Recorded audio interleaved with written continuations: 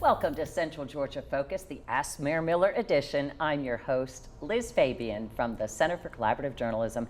Thank you so much for joining us, Mr. Mayor. You know, at the last County Commission board meeting, they passed the $211 million budget plan that you had. Can you recap some of the highlights for us? Well, I think one of the most important things people always look at is our millage rate.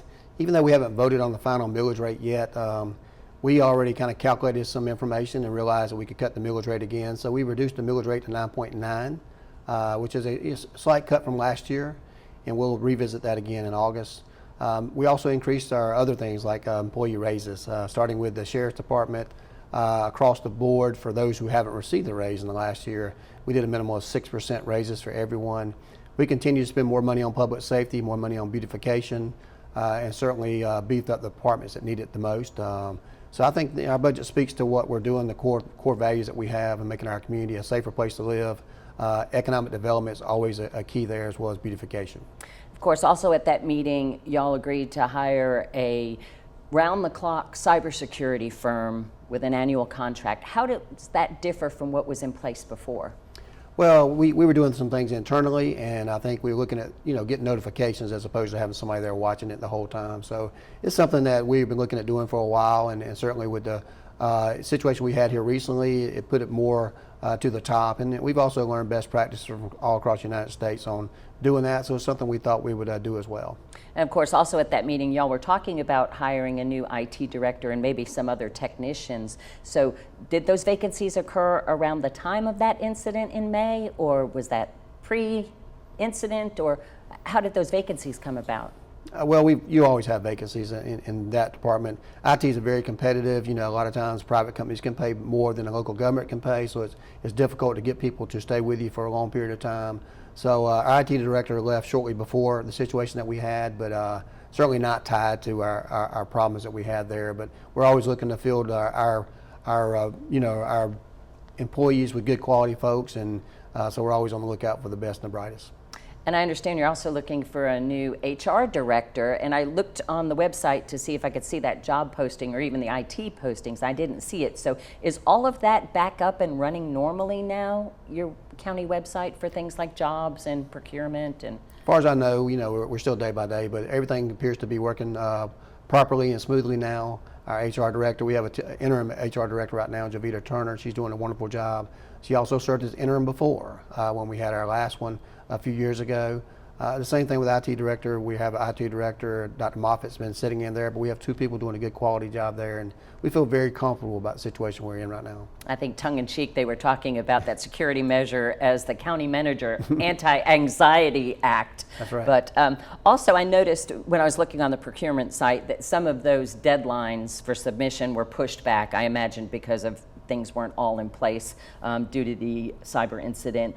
But there's the Rosa Parks renovation on there as well. And I was just kind of wondering if those bids come in higher than the money that's already been earmarked for that project. Do you have a plan to fund Rosa Parks Square? Well, we always have a plan. If we got something that's a priority, we'll make sure that gets met.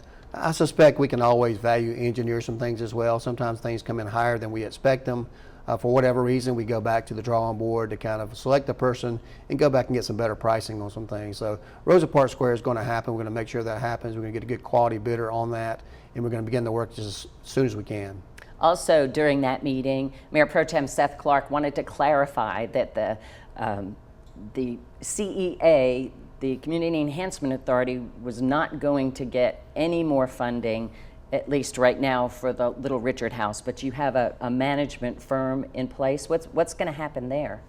Well, right now we don't have a management firm in place. We're considering several options. Someone has already taken over the Booker T. Washington the last several months. It's doing real well. Right now with the Little Richard House and the other parks that go with it, the Jefferson Lawn, the Linear Park, those are being maintained by companies we were already contracted to do business with from the county. And we're taking our time to make sure the options are correctly on who's going to run the Little Richard House. It's a valuable resource to the community. We're going to make sure that it stays open. Right now it's got a little downtime, but we'll make sure that we fund that properly. We just really need to get a financial snapshot of what's been going on there the last several years. We'll have some outside investigations pending on that, so we'll look forward to what happens on the financial audit in the near future.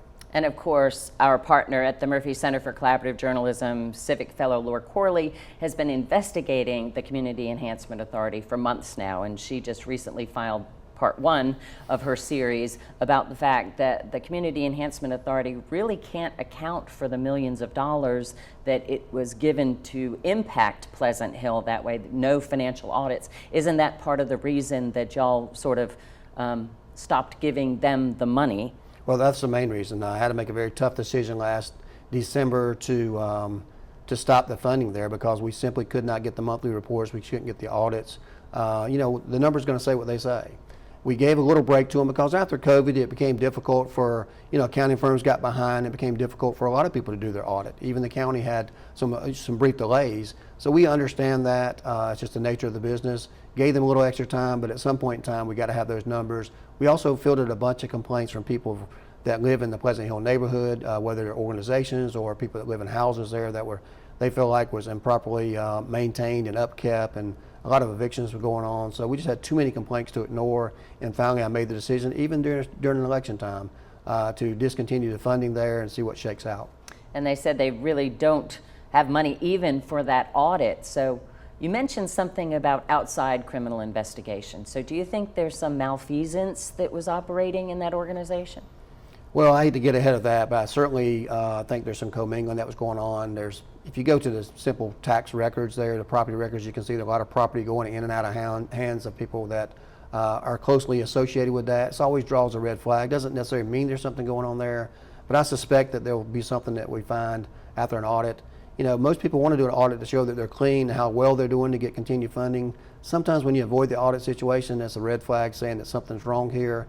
And I think in this particular situation, things are not going to really add up like they're supposed to.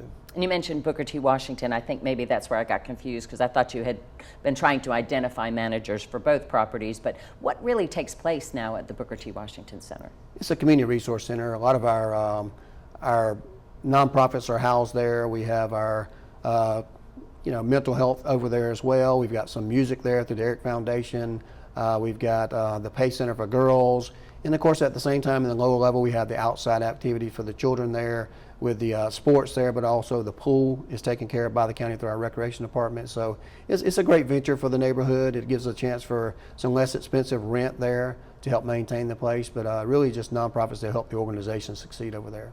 Mr. Mayor, while the county wants to roll back and is intending to roll back the millage rate, the Board of Education is still maybe poised to raise taxes and plans to hire another high-dollar consultant maybe to look at school closing. So what are your thoughts as mayor of this community and a 3-time school board president?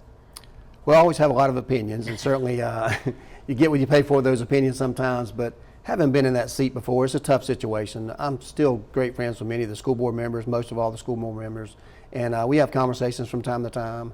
It's hard work to do, and I don't envy the things they have to do, but at the same time, I'm always worried that people, when they have financial difficulties with especially any government agency, the first inclination is always to run right to raising taxes. I think that's a mistake. I think there's some cuts that could be done on either side to get things done ahead of time. You got to be able to foresee those problems, anticipate those, and make the cuts so you don't have to raise the taxes. But I'm also a firm believer if you do all the cuts you need to do, like when I followed Dolomon, we did all kind of cuts. We stopped the travel. We froze positions. We ripped employees. We went to different bus schedules. We did all these things to make sure we consolidated schools. And in the end, if we still could not make ends meet, then you look at potential tax increases. But that's the only time you do that. And it starts in the classroom. You focus all your money in the classroom, not on high-dollar positions, especially for people that are brought in from outside Macon-Bibb County. Of course, again, our civic fellow Laura Corley also recently reported that Superintendent Dan Sims appeared to be caught off guard a little bit at the state board meeting, which characterized the school system as going backwards. And he couldn't speak off the top of his head about the low-performing schools on the federal list. Were you surprised by that? Well, again, Dr. Sims is a leader of that organization. Don't want to necessarily say anything negative about it. It did catch me a little bit by surprise and not having that information, being the chief person in that area there. I know that he's had some recent challenges in his own household, so I certainly don't fault him for not having everything readily available. Quite honestly, the school board, state school board felt differently on that. I did go back and watch the video. It was not the best shining point for Bibb County school system on that particular occasion, but it's something that we got to be concerned about. It shows that we're in some areas digressing, and I'm not sure what that's happening there for the school system. So hopefully they can get a handle on that, and we can continue to, focus on those gains that we've had over the last several years. And now switching to roads, they're on the mind of Jerry Smith, who brought up Joe Tamplin Industrial Boulevard. He said that between Okmulgee East and Riggins Mill, it's like you could destroy your car. I know that's a little bit hyperbolic, but what are your plans for that road and others in the community? Well, Joe Tamplin's already been approved to pave there, and the reason it hasn't been done yet because we had a brand new couple of facilities out there. If you look at the large Agile plant that we have out there, Agile stores, we didn't want to put a brand new road there and then have a lot of trucks for construction and everything going over there. So we looked at those roads that create economic development opportunities and take care of the existing businesses, but at the same time looking at residential roads. So we have a plan to spend $50 million in the next SPLOST on roads, bridges. 50 $50 million, be the largest single investment in these types of roads that we've ever had. We think people have been asking for it, screaming for it at the top of their lungs, and we're going to give that to them. We're going to give them an opportunity at least to vote on that in the next SPLOST, and I think it'll be successful. And how will you go about identifying which roads need to be repaired and should have priority? We have a multifaceted approach. We'll use a robotics program similar to what we did last time to update all the roads that we've repaired since then, community engagement, community input, and also we'll use traffic studies because some roads are more traveled than others. We've also had new businesses come into areas that have a heavy truck, so we have to be concerned about that. So we're going to work with the GDOT as well as our local engineers to make sure that's going to be successful. But we're going to get a lot of feedback from the community. We've already got a long list from community. I keep telling them it's on the list, and it is on the list because we made some good improvement, but we're playing catch up from the last 2 decades.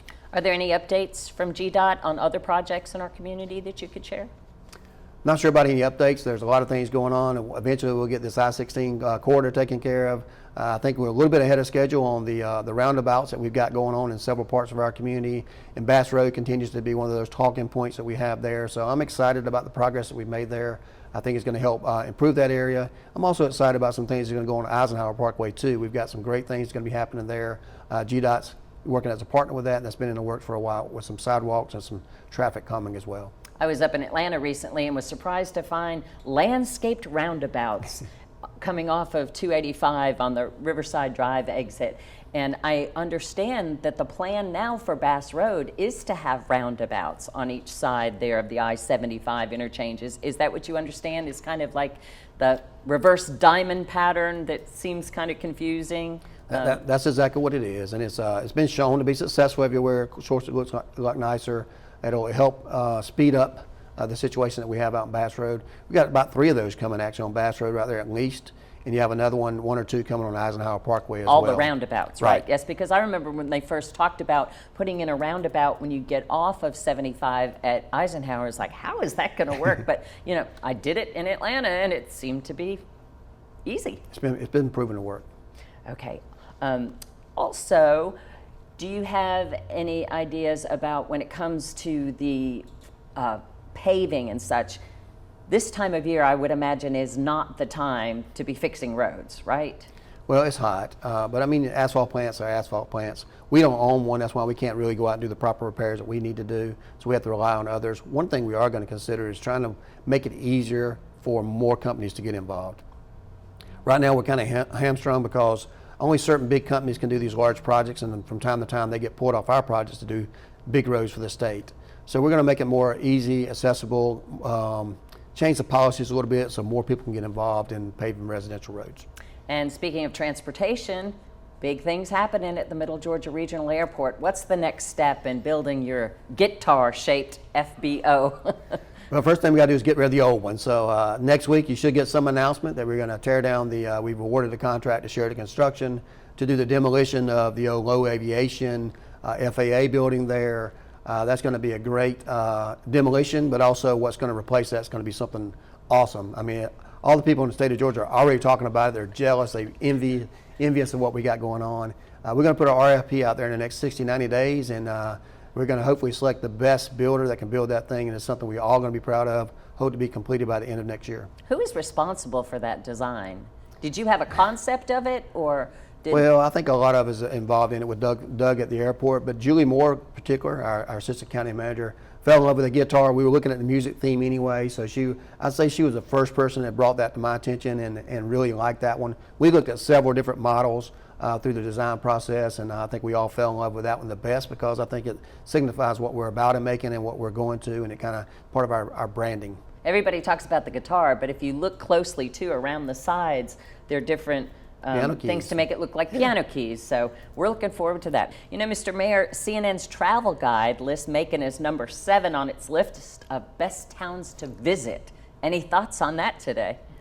Well, a lot of thoughts, really. It's not like it hasn't happened before. Multiple national organizations are recognizing the great benefits we have in our community. So CNN is just another one of those. You know, when it first came out, I knew that we'd have some people in our community like, oh no, not CNN, because you have detractors and you have people who support it, and it's all about the politics, but people have to separate the politics. This is no political organization endorsing Macon-Bibb County. It's just the leisure section, the travel section of that. And we're proud of it. I mean, it goes to all the great hard work that Visit Macon is doing with Gary Wheat and his staff. The Main Street recognition we got recognized here recently with Emily and Josh and the Urban Development Authority doing their parts. And you know, with our music heritage, with the amphitheater, the pickleball, we got a lot of wonderful things going on in our community. Capricorn, the Big House, you name it. Otis Redding Foundation. So we're on the map again. We're going to take advantage of it each and every day. And it never hurts to have some great things said about you. I can tell you, I was at GMA, Georgia Municipal Association conferences last weekend, and they were all talking about the AJC article, talking about Macon, the front page on a Sunday paper. The CNN story came out about how it's the best place to visit, and had a lot of mayors getting a little jealous about Mayor Miller over here in Macon. And I just tell them we got a great team. You can't have any of those people here, and we're the center of the state. We're going to be the center of the universe very soon. I confess I haven't seen the list. Were we the only Georgia city? Or? You know, I don't look at everybody else in Georgia. Just look at where we're at. I know we're in top 10, and certainly we continue to have our challenges in other areas, and we're always going to have that. But Visit Macon is spot on, and we're doing wonderful things there. And this next splash next year, you're going to see some more monies put towards things like that, and we're really going to start to take off.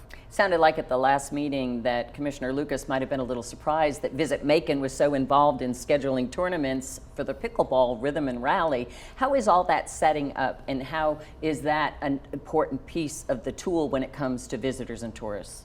Well, it's an important piece to our people in our city in particular, because you remember we passed the OLAS, that other local option sales tax. That additional penny goes to roll your taxes back. So the more people we can get and the more money we can get coming into our community for great events like this, the less expensive it's going to be to live here. And people are starting to recognize that with their millage rate decrease. So educating the commissioners, so sometimes the part-time employees, we're inside baseball every day. We go to all the urban development, we read all the materials there. You're always there, Industrial Authority. So people get invites, and sometimes we have to get reminded about the wonderful things and the partners we have, because we certainly couldn't do it all by ourselves.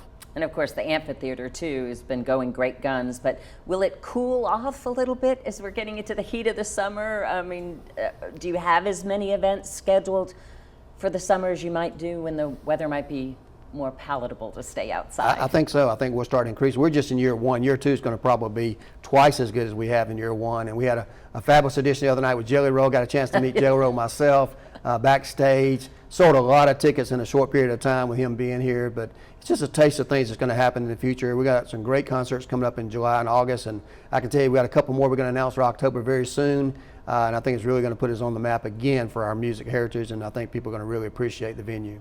Now, was that a planned surprise to have Jelly Roll, or did it just kind of work out? Because I understand like it wasn't announced until like maybe 20 minutes before the event or something like that. It wasn't 20 minutes, but it's the day of. It's been kind of in the works for a while behind the scenes. We certainly couldn't say anything about it. We didn't have direct information that it was going to happen until a few hours before on that day. But once it happened, and it went viral, and a lot of people that are out of town certainly missed a good show. But good news is I had some private conversations with him myself, and strongly encouraged him. He loved the venue, and he wants to come back to Macon, and I think it's a great possibility to do a full show with him. So I'm looking forward to that. Do you ever think we'll get to a point where we have an artist spend a couple of nights at the amphitheater back to back because they can't get so many folks in, aka Jason Aldean? Well, I can see that happen. Like, you look at some things like Chris Stapleton, sometimes he plays a couple, 2 or 3 times in a row. Of course, it's no secret that I like Widespread Panic a little bit, and I think they traditionally play 2 or 3 shows in a row. Fish is another one of those. I think we'll have some multiple concerts. We're probably going to hook up several festivals in our way too, so we can have multiple music ventures night after night. So I can't wait to get the numbers. We kind of lag behind on the numbers, but as soon as we get those numbers in, we're going to share them with the public to show you how much money, how much economic impact, how many visitors are coming to Macon just because of the great things we got going on at the mall. But the National Park will be another big position that we have in the very near future. Middle Georgia Regional Commission has just moved over to the mall from Emory Highway. If you had your dream development, what do you think should take place at that old Zayres Kroger shopping center there near Interstate 16 and 2nd Street? The old Zayres shopping center. I go back a long way. You're talking about up the street, Eisenhower towards I-75, or you're talking about the old Target location? Wasn't there a Zayre in that shopping center back Across in the where 70s? Kroger was, where the flea market is? No, I'm talking about I-16, 2nd Street, where Regional Commission. Oh, okay, yeah. Well, that old Zayres. I know what I want to go there. But we certainly can't talk about that yet. But yeah, once again, you'll see some great things in the future, and I can't wait to talk about that very soon. Okay, well, Timothy asks about open land on Rocky Creek Road that he believes is prime for development. It could bring shops closer to the people who don't have vehicles. He's talking about the land kind of up from the post office, because you kind of come off and then all of a sudden, there's land. Have you ever heard of anybody talking about maybe some development there? Well, you just had an $80 million investment there with Coca-Cola. You've got some wetlands right there you can't build on, but you've also got about 300 homes going right across that bridge there on Jennifer Drive. So I think you have a lot of development after you get those houses there. It is an untapped resources, and people need something on that side of town as well. So I think after the houses get built, employees start to come to those businesses over there, you'll see some more development spur in that area as well. You mentioned GMA, Georgia Municipal Association. Anything else that you could share that your mayors from across the state are talking about, issues they're facing, or anything that might be relevant here? They continue to talk about the opioid issues we have. I was on a panel yesterday on myself about the mental health needs that we have in our state, and I want to advocate for more mental health treatment, more funds, and hopefully a couple more hospitals in Georgia like we used to have. Also, affordable housing was one topic, and I presented on a panel with our Macon Violence Prevention Program. So we're continuing to talk about those things that affect each and every county and city in Georgia. So we can work together in a collaborative effort, I think, do the best practices and help everybody out. And this program is to talk about all the issues that are affecting you. So remember, please send your questions for Mayor Miller to mercerccj@gmail.com, and we will get you some answers the next time we meet. Thank you for staying with us. Have a great day.